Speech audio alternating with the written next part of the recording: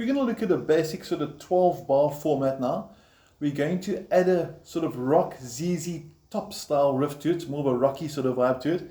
It's going to sound something like this.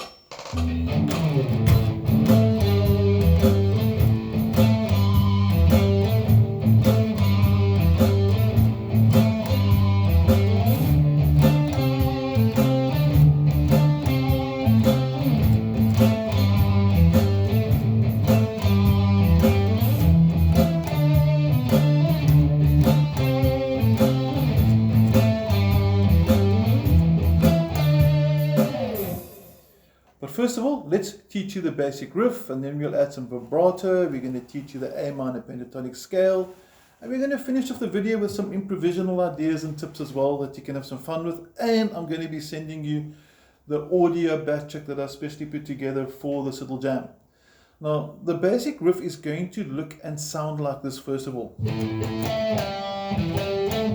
And before we go any further, the acoustic players say, but how does that help me? I don't have an electric guitar. Well, let's try the acoustic guitar and see what happens.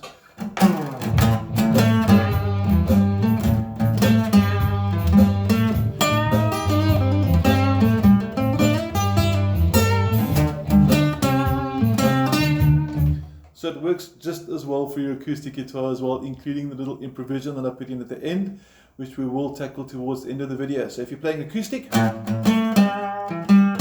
going to sound just as cool, arguably even cooler, depending what your favorite is. But let's switch back to the electric guitar and we'll see where we go from here. As promised, let's do that riff first of all, starting with a double 5. Now, the name of this note at the 5th fret, you can see it's at the 5th fret because you can see the nut at the top. This note is A, so we're learning the A-based riff. It's going to start with a double A, like we said, and then ring finger or pinky, not too fussy there, comes into fret 7 on the 4th string, and then onto fret 5 of the 4th string. So we're going to have this. Notice the timing, listen to the pause, and then we finish off the phrase with a very quick series of 3 notes.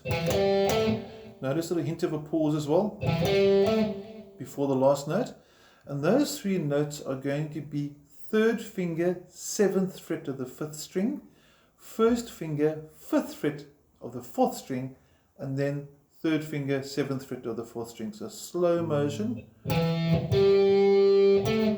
Okay, so the entire riff should look and sound like this. I'm going to count to 4, so if you want to join me, you can. 2 and 3 and 4 and...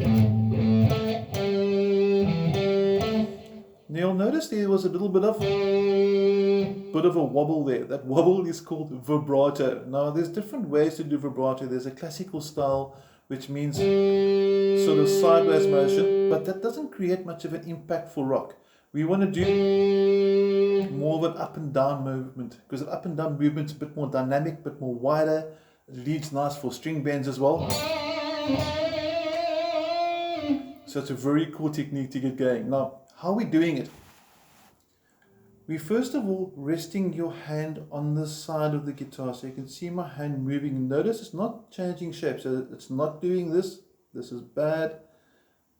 Now it's staying the shape. This is good. So what I'm doing is I'm finding the note I want to do vibrato. I'm literally freezing this hand and then resting on my wrist. So I'm sort of twisting my wrist to get that movement. You can see the fingers are staying the same shape. They're moving as a result of my whole hand moving as a whole. Okay, that's how I get my vibrato there. So slow motion again. And you put your vibrato when you want, if you want, how you want as well. So there's no fixed rule for that. Now, once you've done 4 bars of A, in other words, once you've done 4 bars of this, you go to D. Now, all that happens for D is you take everything you've learned from fret 5 and you simply slide it up to fret number 10. There's fret number 10. You can see the double dot on your guitar. I'm sure your guitar's got a double dot as well. 10 will be 2 frets before the double dot, and do exactly the same thing. Same vibrato if you want to, same sequence of notes, same sequence of fingers. Everything you did at fret 5 simply repeats itself. Now I'm going to take you slowly through the structure. I'm going to zoom out a bit there so you can see the guitar a bit better. And we can see what's actually happening for the entire progression. We're starting at fret 5. We're doing this riff 4 times in a row as on your PDF. 4 times. Then you move up to fret number 10 for D. This note is D. Do it twice. Okay, and then you come back to A and you do it twice again. So it's 4 of these, 2 of those, 2 of those, back to A. To finish off, you're going to do 1 bar of E at fret 12, 1 bar of D, fret 10, back to fret 5 for A, and finish at 12 again for the once. But I also notice I changed the riff a little bit just because I thought it'd be cool to add a little bit of variety. Now, when we repeat, you will notice that the second time round there's a cool little riff that sounds like this. That slow motion is going to be open, open 2, open 3, open 4, open, and that leads us to the D riff, which you could also play from fret 5. So listen to this, it's actually quite interesting. I could play this riff over here too. So interesting about guitar is you can sometimes play the same thing at different places. So as an exercise, I want you to maybe do the first time your D up here, so you get used to the movement, and the second time around after you do this, do it over here, to help you get to be aware of the fact that I've got the note D here and the note D here, and you also get to get the accuracy of the jump from 5 to 10, and you also can see the practicalness of using this one for that chromatic leading line. Now I'm going to play it one more time from the beginning of the backtrack, which the second time will include that little phrase, and if you want to play through with, go for it. It's a 4-beat count. 1, 2, 3, 4. Here we go.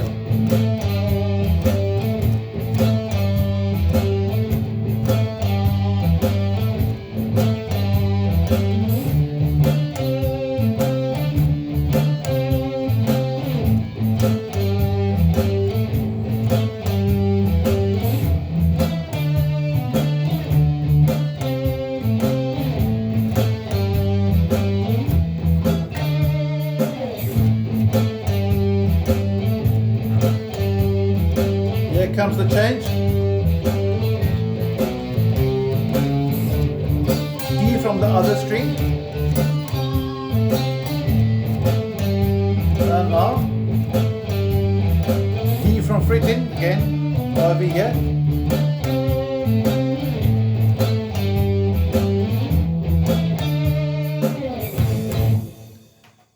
And it sounds pretty cool. Now, if you know your A minor pentatonic scale, the one that sounds and looks like this, starting at fret 5, notice my fingers are numbered. If you're new to the scale, please make sure you use the same fingers when learning the scale. It's going to go 5, 8, 5, 7, 5, 7, 5, 7 again, and then as you get to the second string, 5, 8, 5, 8. Okay, so if you want to play the scale through with me, slow motion, 2, 3, 4,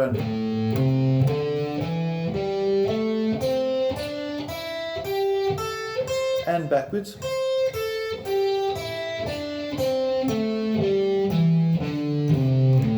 You'll notice that the riff you learnt,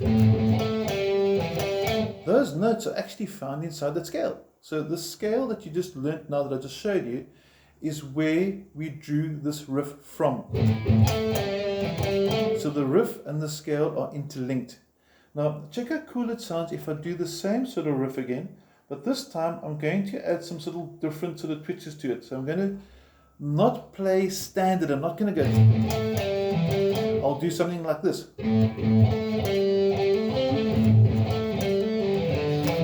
And it's going to sound pretty sweet. Check this out.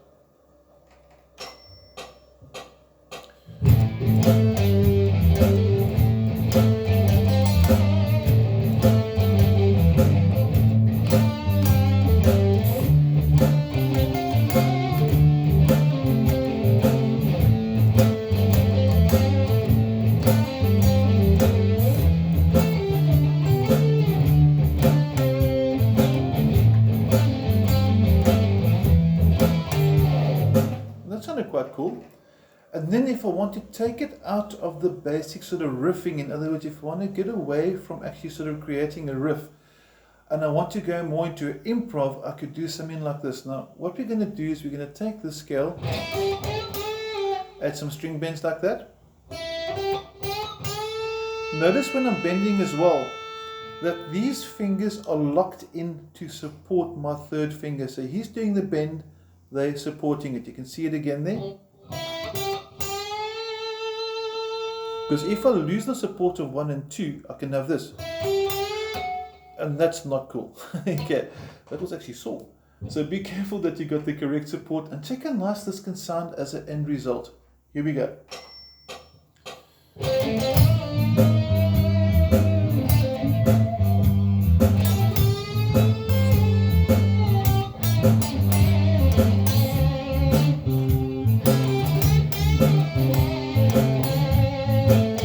So it doesn't have to be fast. Like that, you can do simple lines and it sounds nice. Now I can also follow the chords. I can do this. So when I do A, I play by fret 5. When I go to the D, fret 10. Back to fret 5, right? The A.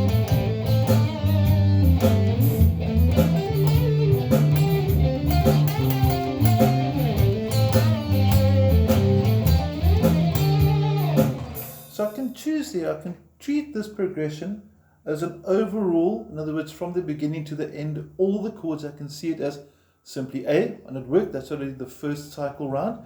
And the second cycle round, to make it a bit more interesting, I treated each chord as a key for the scale. So when I went to D, I took my A minor pentatonic and I played it from D.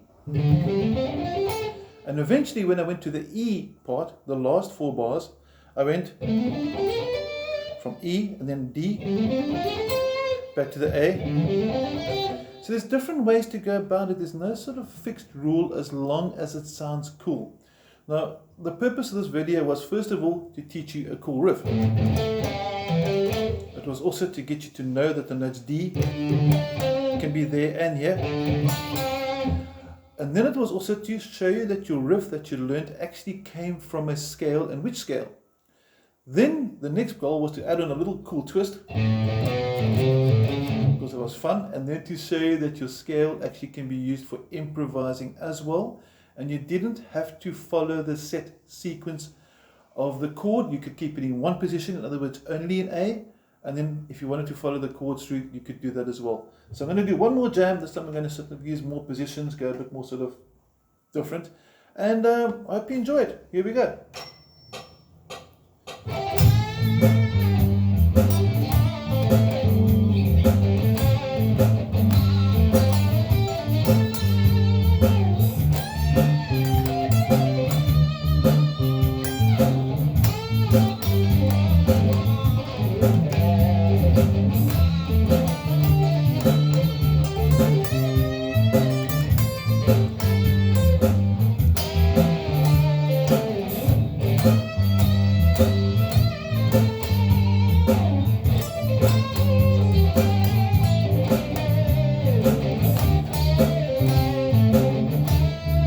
Maybe add some tapping.